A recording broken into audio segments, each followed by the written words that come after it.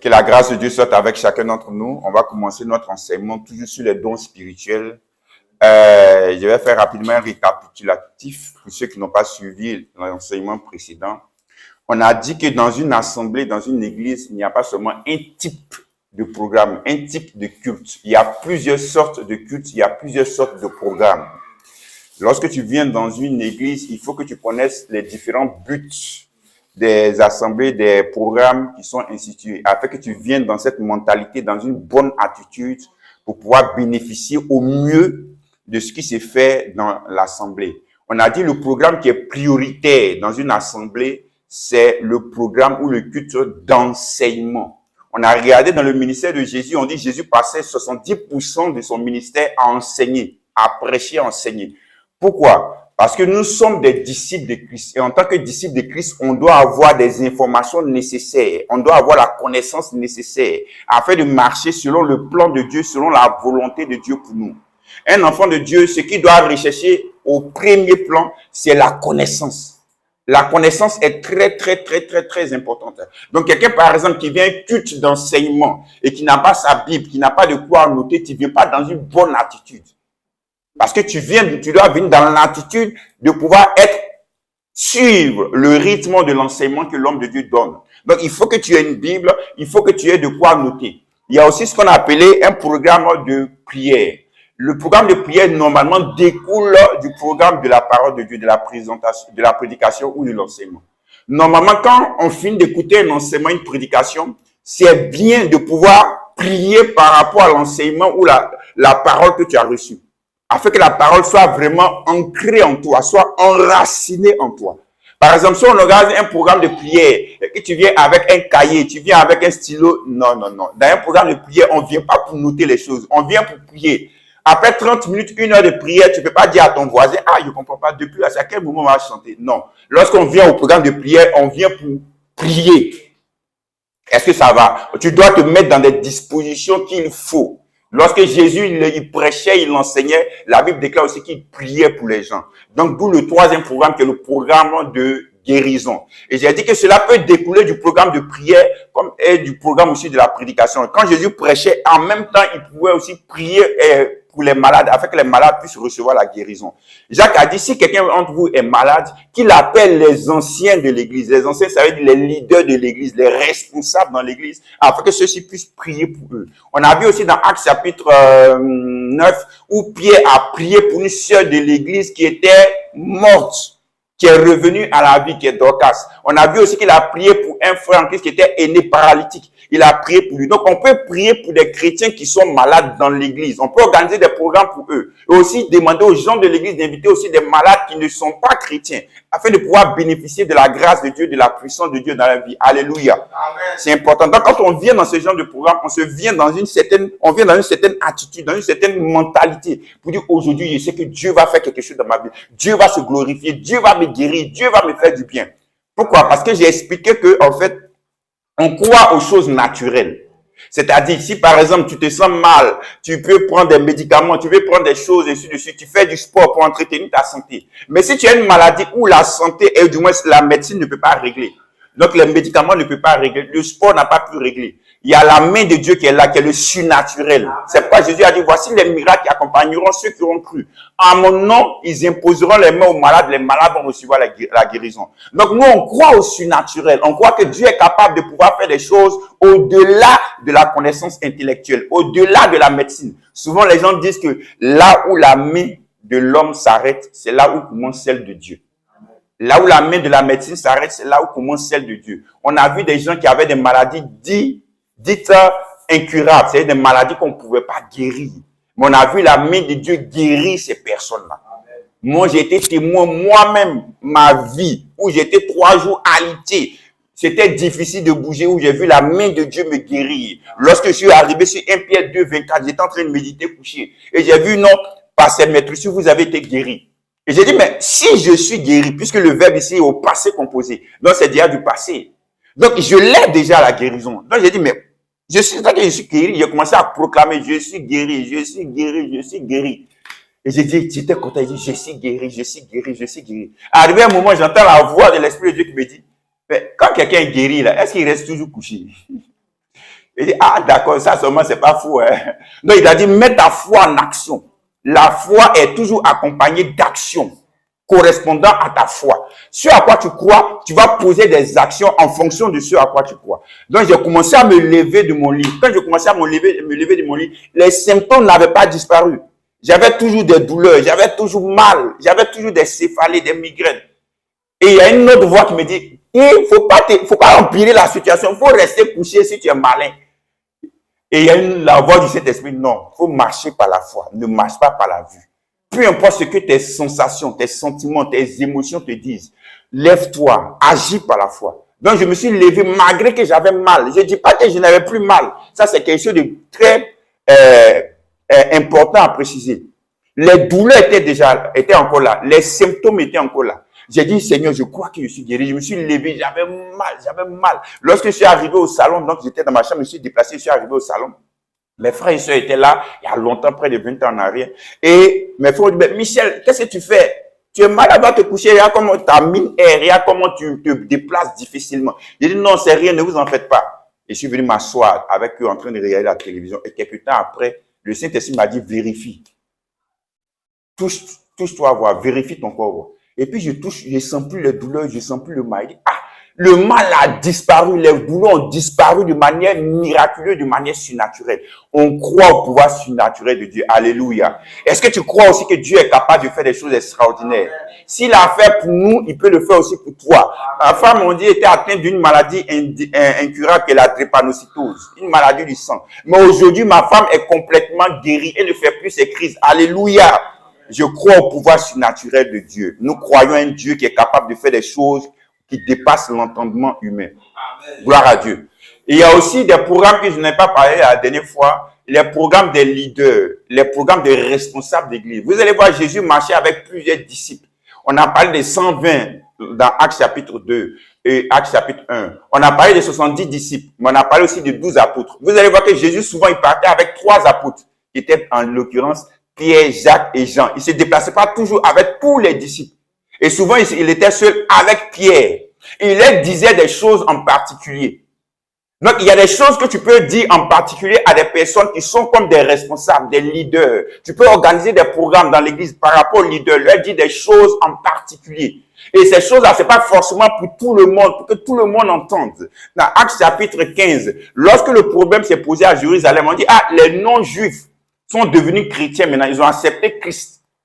Et les Juifs ont dit, bon, si c'est comme ça, il va falloir qu'ils puissent se circoncire. Paul et Barnabas qui étaient partis dans les nations non-juives et qui étaient venus rapporter tout ce que Dieu a fait, ils ont dit, non, on n'a pas demandé à ces non-juifs de se circoncire.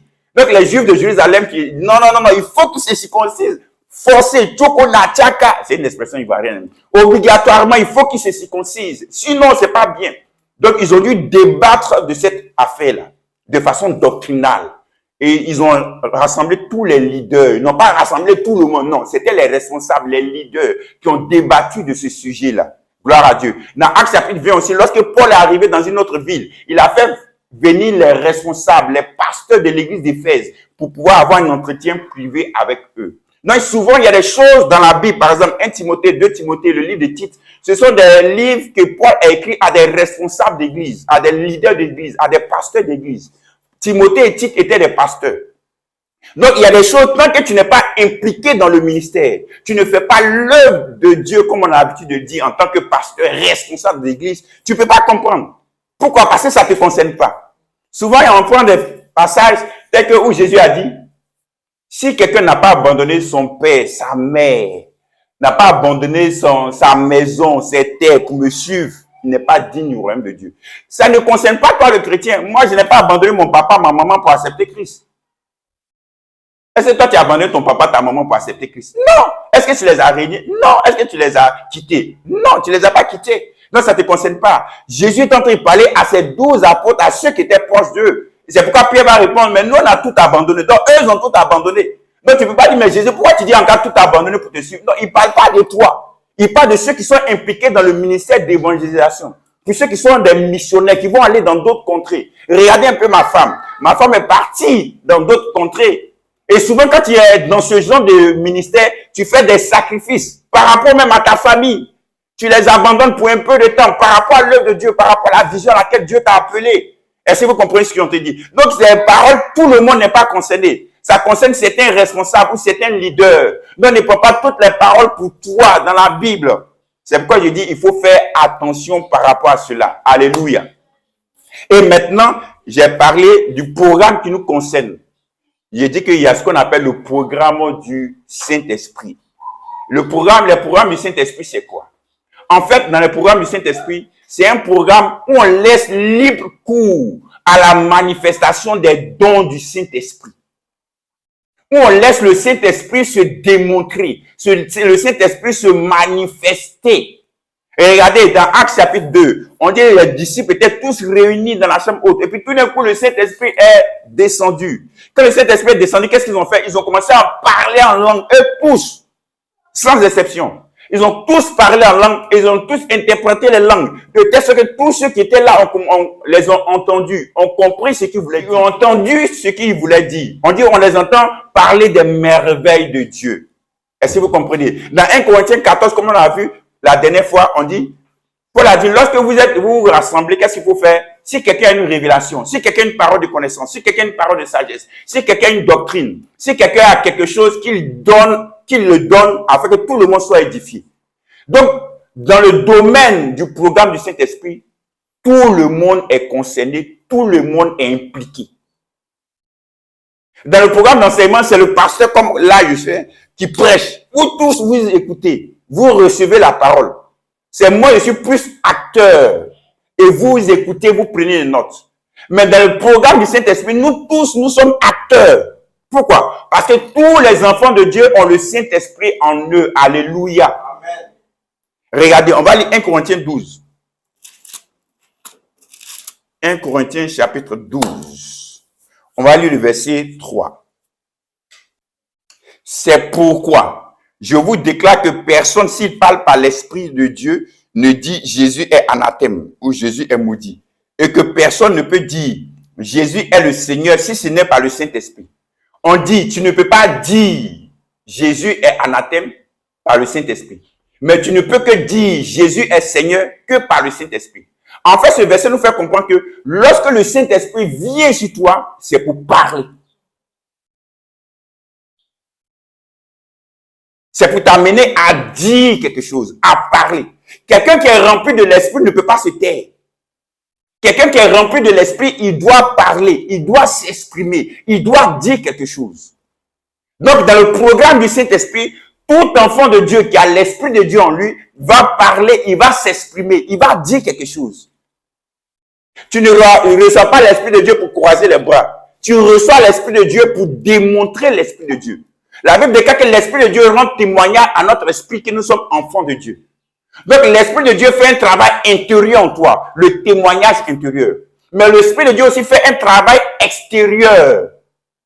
Regardez, lorsque tu parles un produit, lorsque quelqu'un va venir te vendre un téléphone, tu dis, wow, le téléphone, il est bon, il est comme ça, il est comme ça, il est comme ça. Tu dis, d'accord. Maintenant, fais-moi la démonstration du téléphone. Tout ce que tu as dit sur le téléphone, il faut me démontrer qu'il est comme ça.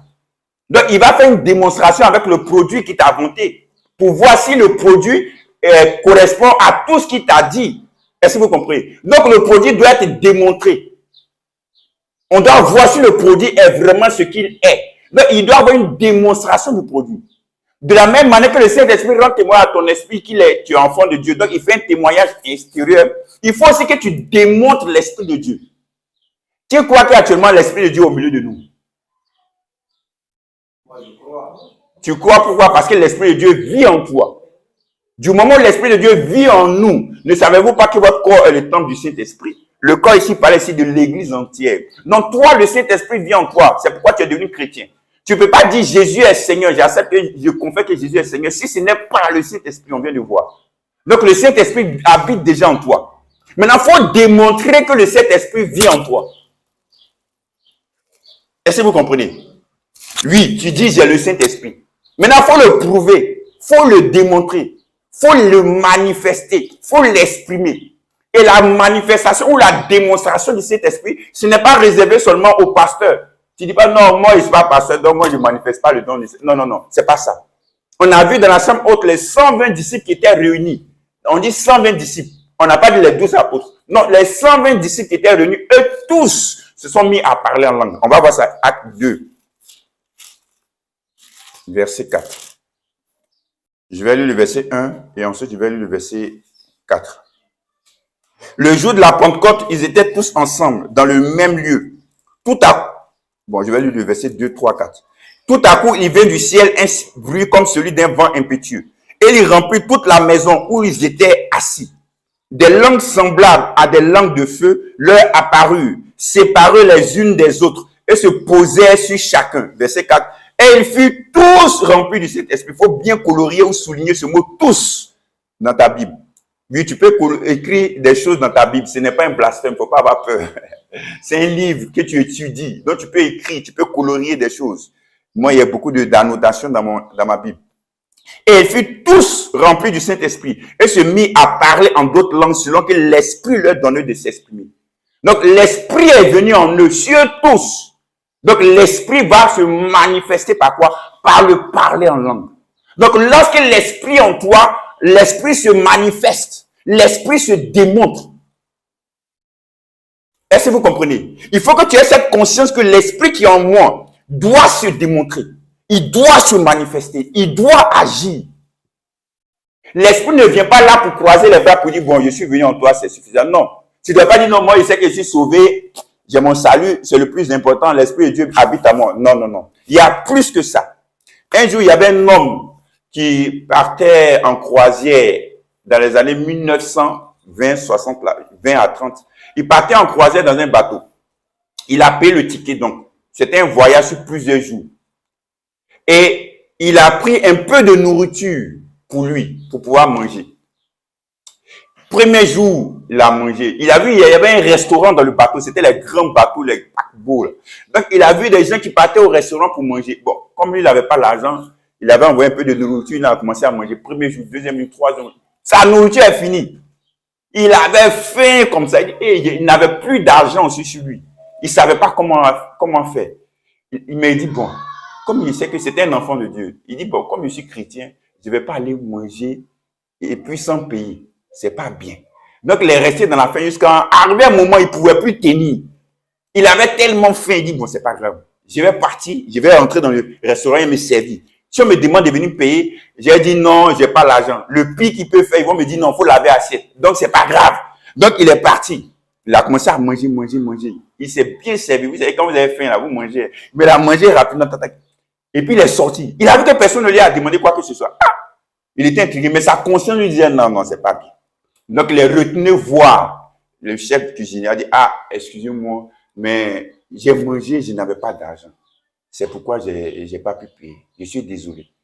Et le monsieur lui a dit, ah bon, mais donnez-moi votre, vous avez payé le ticket, non? Pour le voyage. Il dit, oui, oui. Il dit, montrez-moi votre ticket. Le gars lui a montré son ticket. Il dit, mais le ticket vous avez payé, ça vous donne droit à la nourriture, sans payer. Il a attrapé sa tête comme il restait seulement un jour de voyage. Mais il s'est rattrapé quand même après le dernier jour. Vous avez vu? En tant que chrétien, on se moque de lui, mais souvent c'est ce qu'on fait. En tant que chrétien, le salut nous donne droit à tout. Au don spirituel, à la manifestation de l'esprit, au parler en langue. Je vois aujourd'hui des chrétiens qui disent non, je demande à ce que Dieu veut me donner de parler en langue. Non! Tu as déjà le parler en langue en toi. Tu as déjà le Saint-Esprit en toi. C'est une question de connaissance, d'information qu'il faut recevoir. Tu as déjà les capacités surnaturelles de Dieu en toi. Tu es capable de faire des choses que toi-même tu n'imagines pas. Ce n'est pas seulement les hommes de Dieu. Regardez, on va prendre le cas de Philippe. Prenons Actes chapitre 6. Prends le verset 5.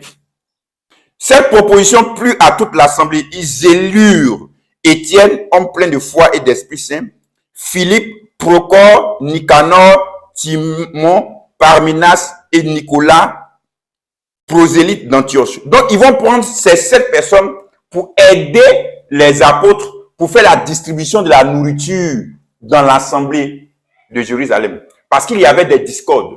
Les femmes d'origine grecque disent qu'elles étaient délaissées, les femmes veuves, qu'elles étaient délaissées au profit des femmes juives. Donc, elles vont se plaindre. Donc, finalement, ils vont dire, bon, vous-même choisissez cette personne qui vont désormais faire le partage de la nourriture pour que ça soit équitable.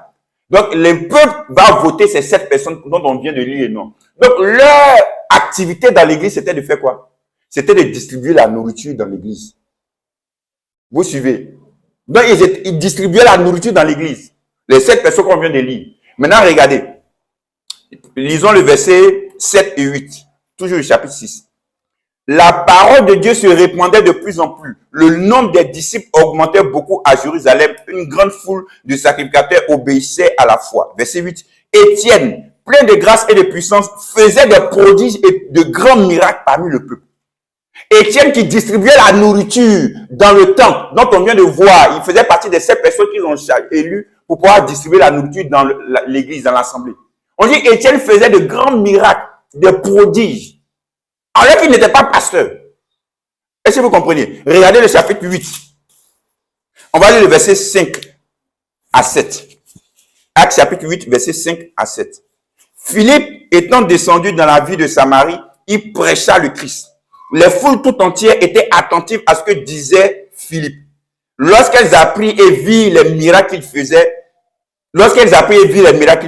car des esprits impurs sortis de plusieurs démoniaques en poussant de grands cris, et beaucoup de paralytiques et de boiteux furent guéris. Donc, il a guéri beaucoup de boiteux, de paralytiques. On n'a pas dit l'apôtre Philippe. On dit Philippe. Est-ce que vous comprenez? Non, c'était pas un homme de Dieu. Donc, ils ont dit, il est parti annoncer Christ dans la région de Samarie. Et il y avait des démons qui étaient chassés, qui étaient libérés des corps. Et il y avait des paralytiques qui marchaient, qui se levaient pour marcher. C'était Philippe. Il distribuait la nourriture dans l'église de Jérusalem. Il n'était pas apôtre, il n'était pas prophète, il n'était pas évangéliste, il n'était pas docteur, il n'était pas pasteur, il n'était rien de tout ça. Il était un simple fidèle qui distribuait la nourriture dans l'église, un simple diacre. Mais regardez ce que Dieu faisait au travers de lui. Donc ne te dis pas, non, comme je ne suis pas pasteur, donc Dieu ne peut pas faire ça au travers de moi. Non, c'est une question de désir, d'aspiration, d'avoir la bonne information, la connaissance, la révélation. Donc, lorsque nous avons Christ, nous avons toutes ces choses-là avec nous. Le Saint-Esprit vient habiter en nous. Le Saint-Esprit vient se démontrer. C'est pourquoi il a dit, prenons Marc chapitre 16. C'est Jésus, lorsqu'il était ressuscité, il est resté avec ses disciples pendant 40 jours. Et avant de partir, il va dire ceci. Verset 17. Marc 16, verset 17 à 18. Voici les miracles ou les signes qui accompagneront ceux qui auront cru. En mon nom, ils chasseront les démons, ils parleront de nouvelles langues, ils saisiront des serpents. S'ils boivent quelques breuvages mortels, il ne leur fera point du mal. Ils imposeront les mains aux malades et les malades seront guéris. Donc, il dit ce sont les signes qui vont accompagner qui? Les pasteurs, les apôtres, les prophètes, ceux qui vont croire en lui, en l'évangile. Donc, si tu crois en l'évangile, donc si tu deviens chrétien, tu es qualifié automatiquement pour vivre ces signes, pour être une source de bénédiction pour les autres. Amen. Je veux que vous ayez cette ambition spirituelle de dire, je veux aussi voir ces choses se manifester dans ma vie, parce que le Saint-Esprit est en toi. Amen. Le même Saint-Esprit qui est dans le pasteur, il n'est pas plus grand que celui qui est en toi. C'est le même esprit. Amen. Il n'y a pas grand Saint-Esprit et puis petit Saint-Esprit. C'est le même Saint-Esprit. Est-ce que tu comprends? Je veux que tu aies cette révélation dans ton esprit et que tu puisses marcher avec cette révélation et voir de grandes choses que Dieu va manifester. Je me rappelle, lorsque j'ai commencé la vie chrétienne, j'étais avec mon père spirituel. Il me demandait de faire la modération, de diriger. L'Esprit de Dieu m'utilisait, je prophétisais. Je donnais des paroles de connaissance. Une des fois où ça m'a marqué, c'est lorsqu'on était parti à Odiéné, c'est une ville du nord de la Côte d'Ivoire. Il y avait une famille qui nous a reçus. On avait organisé un programme là-bas. Il y a eu du monde. Je me rappelle, c'était la première fois. Je ne me rappelle plus de l'année. Mais la première fois qu'une prophétie sur la Côte d'Ivoire était sortie. Comme quoi, de faire attention parce qu'il y aura bientôt la guerre en Côte d'Ivoire. Je me rappelle, c'était bien avant la première crise en 2002 de la Côte d'Ivoire. Moi, ça m'avait marqué. Parce que pour ceux qui connaissent la Côte d'Ivoire a toujours été un pays de paix. Un pays de tranquillité. Avec le père fondateur qui est Houphouët-Boigny. Parce que lui, c'était un homme de paix, un homme de dialogue. Vous comprenez? Donc, quand on avait entendu pour la première fois qu'il y aura bientôt une crise, une guerre, il y a des gens qui ne croyaient pas. Quoi? En Côte d'Ivoire ici? Non, ne dites pas des trucs comme ça. Parce que tout était calme. Alors que Dieu voit déjà l'avenir. Est-ce que vous comprenez ce que je suis en train de dire? Mais j'étais pas encore pasteur, j'étais pas encore évangéliste, n'était rien de tout ça. Il y avait une femme qui avait la maladie du sida. Et en ce temps-là, quand tu as le sida, les gens ne veulent même pas t'approcher. Parce que c'était une maladie mystérieuse, dans le sens que les gens ne comprenaient pas tout le fonctionnement de la maladie. C'est un peu comme quand le Covid-19 est arrivé. Ceux qui étaient à terre, on avait peur de parler, on ne sait pas comment ça s'est manifesté, comment ça s'est passé.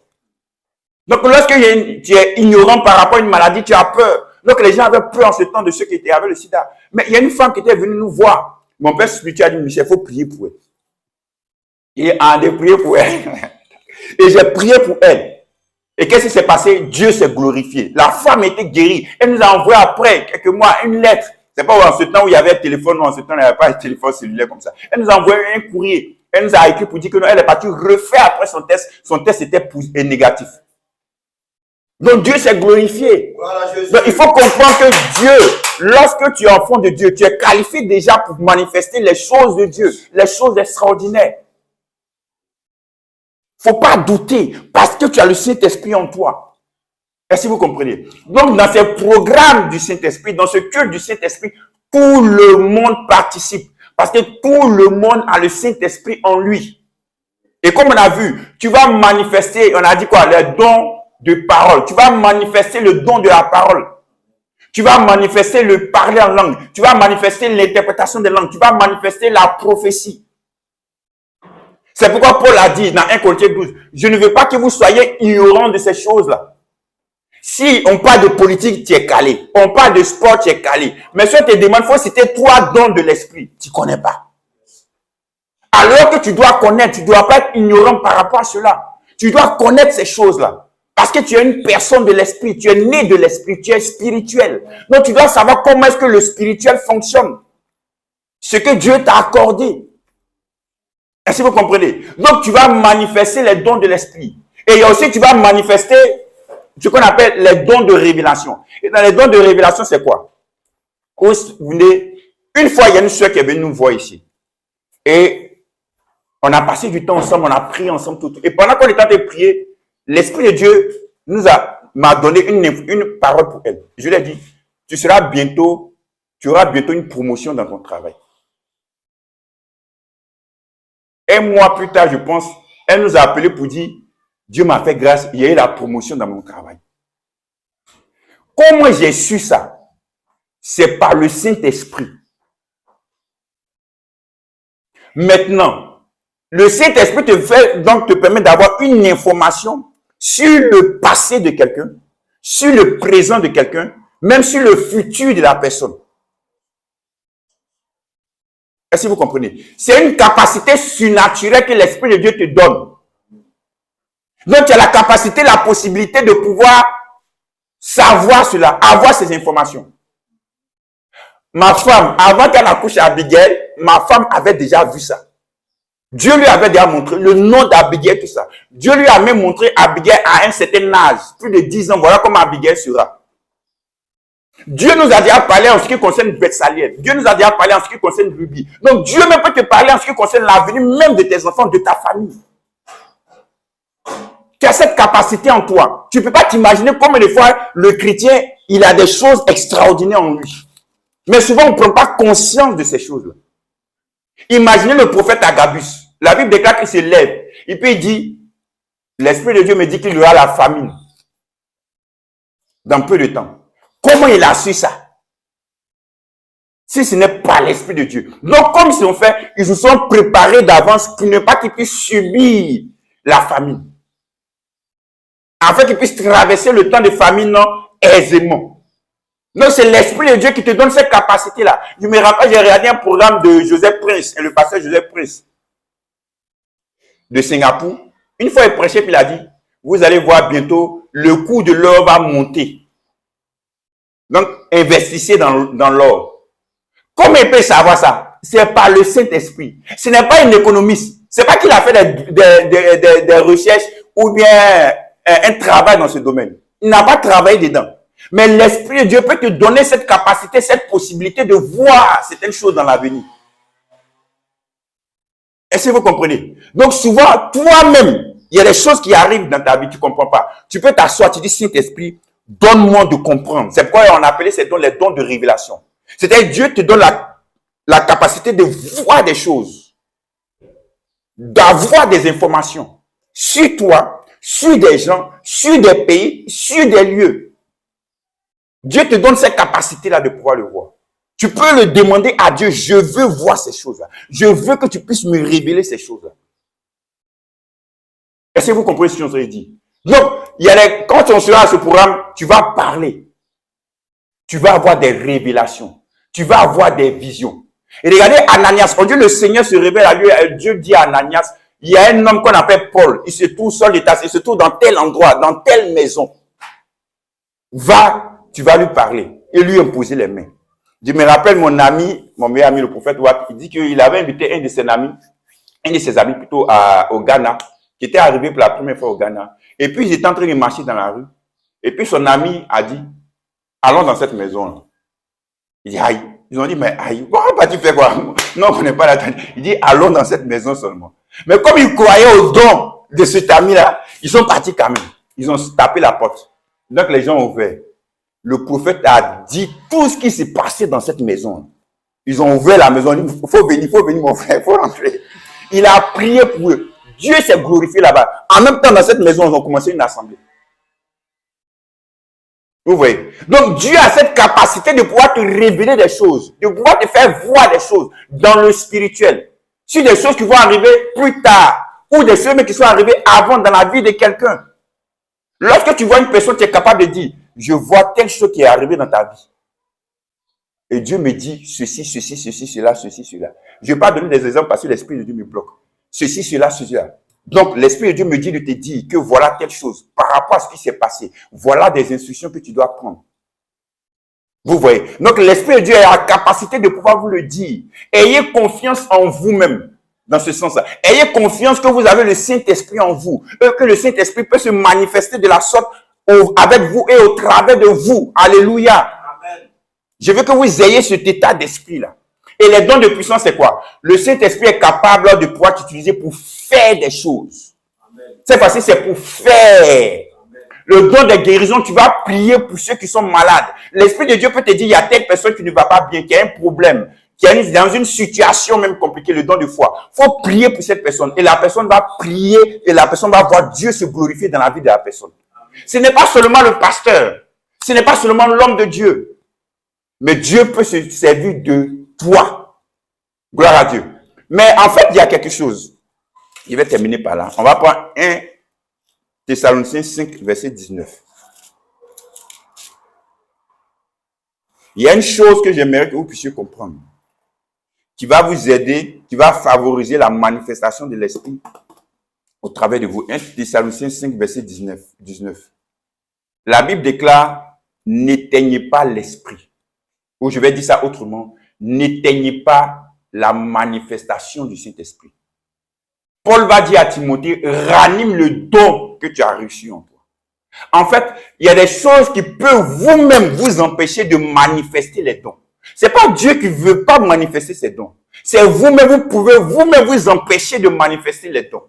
Et une chose que j'ai expliqué tout à l'heure dans le déroulé, c'est l'ignorance.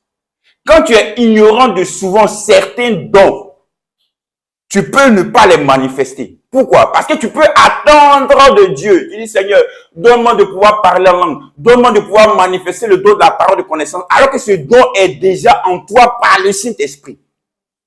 Vous savez, la première fois que j'ai manifesté le don de la parole de connaissance, suivi du don de guérison, c'était un programme de prière de mon assemblée d'avant. On faisait un programme de prière, le groupe de prière. Et tout d'un coup, j'ai senti comme une sensation dans mon ventre. J'avais comme mal au ventre.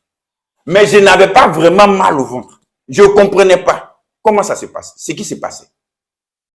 Et j'étais là, je réfléchissais. Et puis c'est comme, il y a eu une lumière qui a jailli dans mon esprit.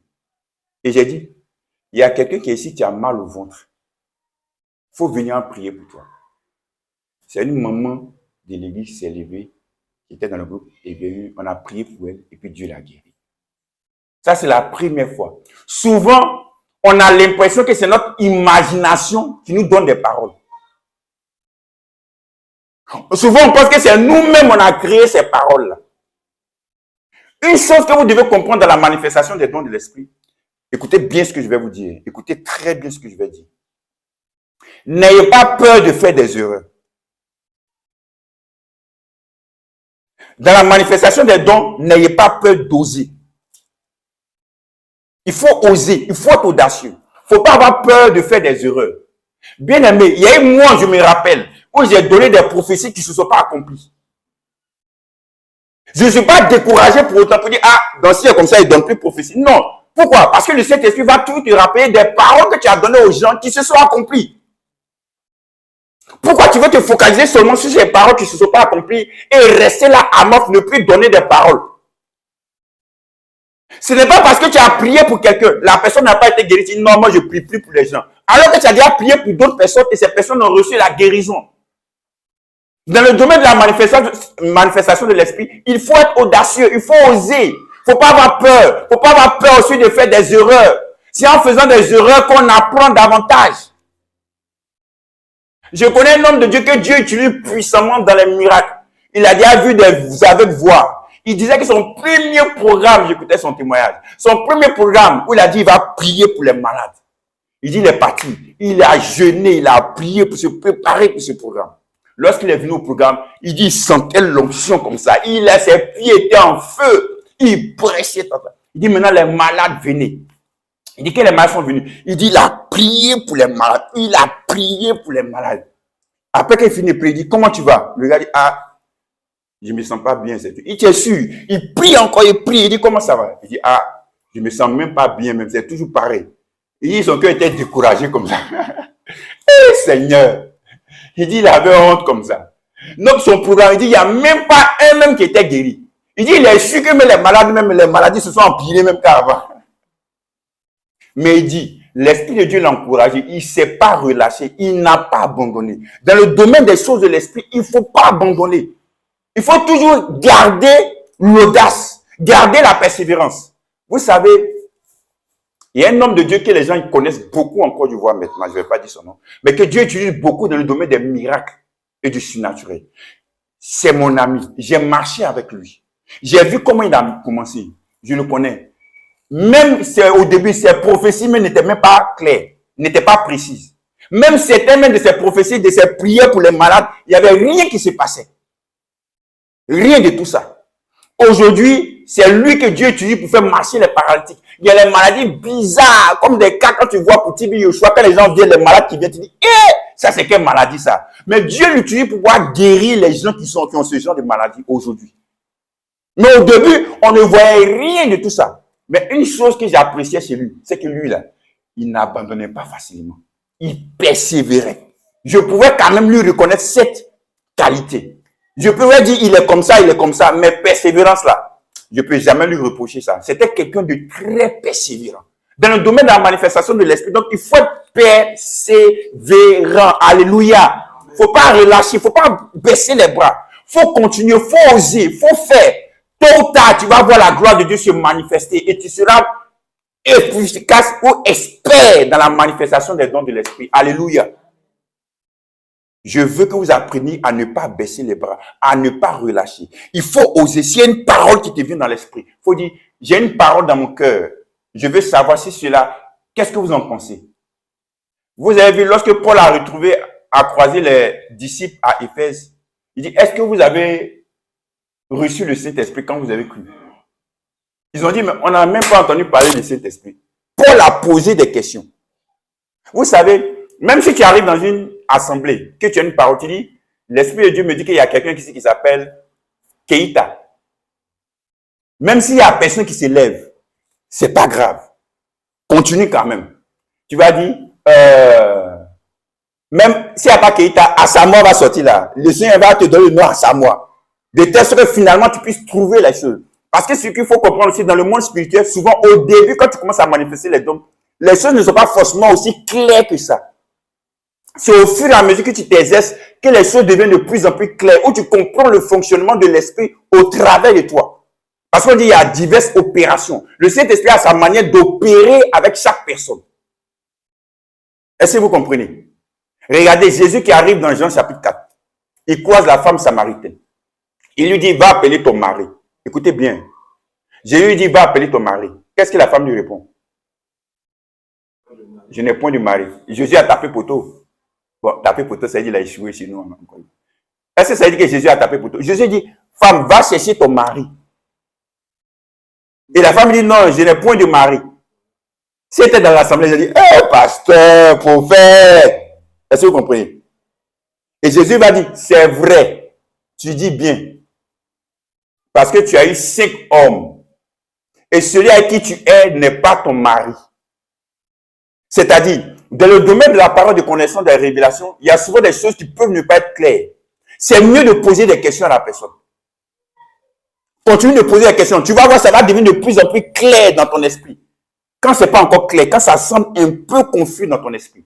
Au fur et à mesure que tu poseras les questions, tu vas voir que les choses vont devenir de plus en plus claires pour toi et tu sauras de quelle parole dont la personne est concernée. Est-ce que vous comprenez? Ça, ce sont les choses de l'esprit. Il faut que tu apprennes à oser. Il faut que tu apprennes à être audacieux. Une chose aussi qui peut faire que tu vas éteindre la manifestation de l'esprit, c'est la familiarité ou le manque d'honneur. Il y a une chose que vous devez comprendre. La méthode de Dieu, c'est l'homme. C'est-à-dire, Dieu va passer par maman Agnès pour agir dans la vie de quelqu'un d'autre. Maintenant, ton problème, si tu regardes au défaut de la personne, parce qu'il n'y a aucun homme qui n'a pas de défaut, tu vas arrêter la manifestation de l'esprit pour toi. Ou tu peux arrêter la manifestation de l'esprit pour toi. On dit Jésus est arrivé dans sa ville de naissance ou dans sa vie où il a grandi à Nazareth. Et le gens disent, mais c'est pas Jésus le fils de Marie, de Joseph, ses frères ne sont pas Joseph, On dit Jésus a fait peu de miracles là-bas. Pourquoi? Parce que les gens ne l'ont pas honoré. C'est pas parce que la personne est ton petit frère. C'est pas parce que la personne est ton ami. C'est pas parce que la personne est ton enfant. C'est pas parce que la personne, tu marches avec la personne tous les jours, que lorsque Dieu veut se servir de cette personne, tu vas toujours la voir comme un ami ou quelqu'un comme ça. Non. Faut la voir comme étant un enfant de Dieu ou un homme de Dieu ou une femme de Dieu que Dieu veut utiliser pour agir dans ta vie. Moi, quand ma femme est en train de prêcher, je suis disposé à recevoir de Dieu. Je ne dis pas, oh, c'est ma femme, oh, je la connais de A à Z, oh, c'est pas grave. Non. C'est une servante de Dieu. C'est un instrument que Dieu est en train d'utiliser en ce moment-là. Donc, je me dois d'être disposé afin de recevoir de la personne. C'est pourquoi la dernière fois, je vous ai dit, regardez le petit Jonathan. Dieu est passé par lui pour agir dans la vie de Leslie. Et après, Leslie est venu rendre témoignage ce jour-là quand il a prié pour elle. Qu'est-ce qui s'est passé? Il a quel âge, Jonathan? Je ne sais pas, il a 10 ans ou bien 11 ans, je ne sais même pas. Imagine un enfant de 10 ans, 11 ans que Dieu utilise pour pouvoir agir dans la vie d'une personne adulte. C'est Dieu qui le fait. Donc, Dieu a sa méthodologie. Ou en d'autres termes, Dieu utilise qui il veut, quand il veut, comme il veut, pour agir dans la vie des uns et des autres. Il faut que tu comprennes cela, que tu réalises cela. Ne dis pas, je suis sûr que c'est quand le prophète X va venir m'imposer les mains, c'est là que je vais voir des choses qui vont arriver dans ma vie. Non, non, non, non, Dieu ne fonctionne pas comme ça. C'est pourquoi dans le domaine spirituel, il faut être tout le temps prêt. Pendant que je suis en train de prêcher, pendant qu'un homme est en train de prêcher, le Saint-Esprit peut donner une parole par rapport à une situation. Vous savez, il y a des choses qui peuvent être réglées en un rien de temps dans le monde spirituel. Ça ne prend pas vraiment beaucoup de temps. Il suffit seulement d'une parole. Il suffit seulement d'un moment, d'une situation là. Et le Saint-Esprit va se glorifier dans la vie de la personne. Ça ne traîne pas avec l'esprit. C'est pourquoi dans le domaine spirituel, il faut être toujours vigilant. Il ne faut jamais baisser la garde, si je peux m'exprimer ici. Il faut être toujours affûté. C'est pourquoi lorsqu'on est entre nous, pendant que nous sommes en train d'adorer, pendant que nous sommes en train de prier, on ne sait pas, le Saint-Esprit peut agir là. Il peut se manifester. Il peut le faire à tout moment. Dans le programme que nous allons faire bientôt du Saint-Esprit, le Saint-Esprit peut agir à tout moment. Si tu vois quelqu'un venir vers toi pour prier pour toi, pour t'imposer les mains, laisse-toi faire. Ne dis pas, oh, la personne, je connais la personne, je connais la vie de la personne, je connais ce que la personne fait. Non, ce n'est pas ton problème. C'est le Saint-Esprit qui est en train d'agir au travers de la personne. Est-ce que vous comprenez? C'est pourquoi j'ai aimé cette phrase du Seigneur Jésus. Souvent, on ne prête pas trop attention à cela. Jean-Baptiste va dire, voici l'agneau de Dieu qui ôte le péché du monde. Jean-Baptiste, en voulant baptiser Jésus, il va dire, non, non, non, non, je ne suis pas digne de délier la croix de tes souliers. Jésus va dire, non, laissons faire ce qui est juste. Donc Jean-Baptiste a reconnu Jésus comme étant le Messie, le Christ. Quelque temps après, Jean-Baptiste est jeté en prison. Jean-Baptiste envoie ses disciples depuis la prison pour dire, allez voir Jésus, demandez-lui, est-ce qu'il est vraiment celui-là mais qui doit venir? Donc Jean-Baptiste a commencé à douter. Qu'est-ce que Jésus va dire? Après avoir répondu à ses disciples, Jésus va se tourner maintenant à la foule et va dire, qui est-ce que vous êtes parti voir dans le désert? Un homme vêtu d'habits royaux? Non, c'était un prophète, mais plus qu'un prophète. Donc Jésus va honorer Jean-Baptiste ici. Malgré que Jean-Baptiste va douter de lui. Mais Jésus va toujours considérer Jean-Baptiste comme étant toujours le serviteur de Dieu qu'il est. C'est pourquoi un homme de Dieu, peu importe ce qu'il a fait, je n'ai pas dit de célébrer ses défauts, de célébrer ses péchés, mais il faut le voir toujours comme étant un serviteur de Dieu, un homme de Dieu. Il faut toujours l'honorer. Maintenant, entre nous, on doit s'honorer. Honorer celui qui est à côté de toi, c'est le voir comme il est en réalité. C'est-à-dire comme un enfant de Dieu, comme ton frère, ta soeur en Christ, qui a l'Esprit de Dieu en lui ou en elle, que Dieu peut utiliser pour pouvoir agir dans ta vie, pour te faire du bien. Alléluia. Peu importe les défauts, peu importe ce que la personne a fait, vois la personne telle qu'elle est en réalité spirituellement.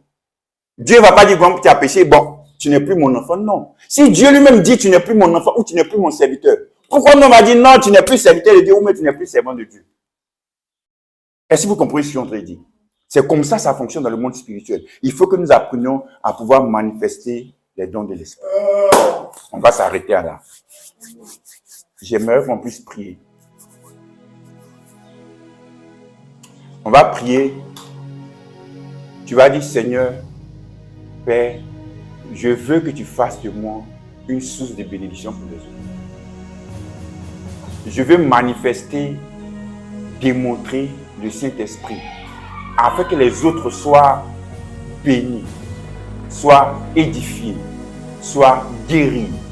Que je puisse être une source de bénédiction pour ces personnes-là.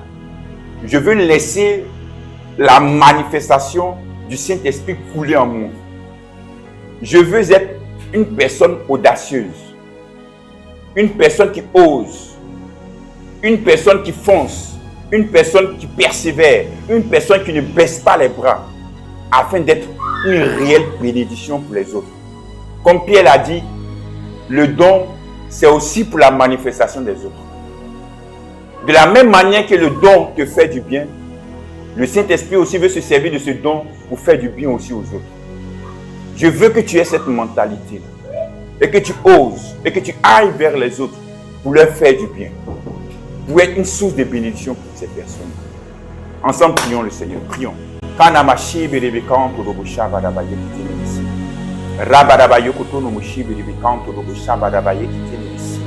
Rakatana mayoko to no mushibi rebekinta na bayoko to no mushiba na baye. Rokoto no musaba babaye kitene besi. Rakatana mayoko to no mushibi rebekanta na bayo. Rakatana masibi rebekinto robushaba babaye kitene besi. Raba pan kantana masibi rebekinto robushaba babaye kitene besi. Rekitene merebekanto robushaba rabayoko to no mushi. Rinkana mayoko to no mushaba babaye kitene besi rebekante de besi. Alaba yokoto no bushibi de bikinta na mayeke tenebisi. Mana mayokoto no shima na mayeke tenebisi. Bolobo shima na mayeke tenebe. Bolobo si. Bolobo tana maye. Bolobo shima na maye. Bolobo kana maye. Gloria bakante debe. Sama yokoto no bushi. Bolobo sama na maye. Bolobo shama na makinta na maye. Bobo kanterebe tanabaye, bolobo shimanabaye kiterebe, bolobo simaye, bolobo simamaye kite simanabaye, gloria bakanterebe simanamaye, kolobo shiberebe. Je vois une personne qui nous regarde, qui s'appelle Marius. Je vais donner une parole pour ta vie. Le Saint-Esprit me montre une personne qu'on appelle Marius. Le Saint-Esprit me dit de te dire que ce message qu'il a donné tout à l'heure te concerne. Tu as été affecté par certaines choses, par certaines circonstances dans ta vie, au point où tu es découragé, au point où les choses de l'esprit, tu les as mises de côté. Tu as dit non, ça m'a fait trop de mal. J'ai été beaucoup déçu, j'ai été beaucoup découragé dedans. Le Saint-Esprit me dit non, il faut que tu te lèves maintenant, tu te relèves. Parce qu'il veut agir au travers de ta vie. Il y a de grandes choses qu'il veut faire au travers de ta vie. Ce n'est pas le moment de baisser les bras, c'est le moment de pouvoir te relever et de voir la main de Dieu qui va se manifester pour toi. Pendant que je suis en train de parler, l'Esprit de Dieu me montre une personne qui est dans ton entourage, une personne qui est malade. Tu iras prier pour cette personne qui est malade. Et lorsque tu prieras pour cette personne, tu verras Dieu qui va se glorifier, la personne sera guérie. C'est comme ça que l'Esprit de Dieu va relever la foi en toi. C'est comme ça que l'Esprit de Dieu va relever la force en toi, la motivation en toi, afin que tu reprennes les choses que tu avais l'habitude de faire, afin que tu puisses voir la gloire de Dieu continuer à se manifester dans ta vie ou au travers de ta vie. Je proclame maintenant que cela est accompli dans ta vie dans le nom de Jésus-Christ de Nazareth.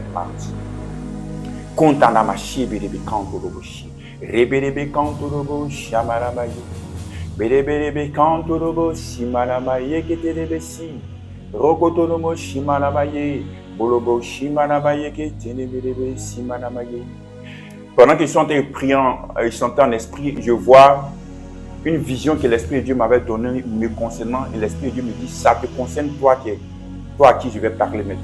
Je vois une femme. Et cette femme-là, je vois comme des colombes. Pendant que tu parles, je vois des colombes qui sortent de toi et qui vont agir dans la vie des personnes. Si tu veux, qui vont se poser sur ces personnes-là. Et l'Esprit de Dieu me dit, Dieu va t'utiliser beaucoup.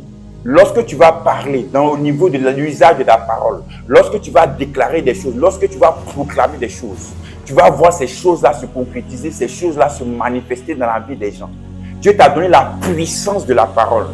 Il ne faut pas négliger ce don de la puissance de la parole. Lorsque tu vas parler aux gens, la parole va avoir de l'effet, va avoir de l'impact, de l'influence dans le cœur de ces personnes qui vont t'écouter. Parce que tu as une grâce particulière par rapport à cela. Dieu a mis cette capacité en toi. Dieu a mis ce don en toi afin que tu puisses bénir les vies, afin que tu puisses transformer les vies, afin que tu puisses changer les mentalités des gens. Je déclare cela dans le nom de Jésus-Christ de Nazareth. Je veux que tu enlèves de ta mentalité que non, je suis une femme, je ne peux pas faire ça. Non, non, non. La Bible déclare dans les derniers temps, je répandrai de mon esprit sur toute chair. Vos fils et vos filles prophétiseront. Je répondrai de mon esprit sur les serviteurs et sur les servantes et ils prophétiseront. Donc tu fais partie de la génération que Dieu a choisie. Étant dans l'église, Dieu a mis son esprit sur toi afin de pouvoir glorifier son nom.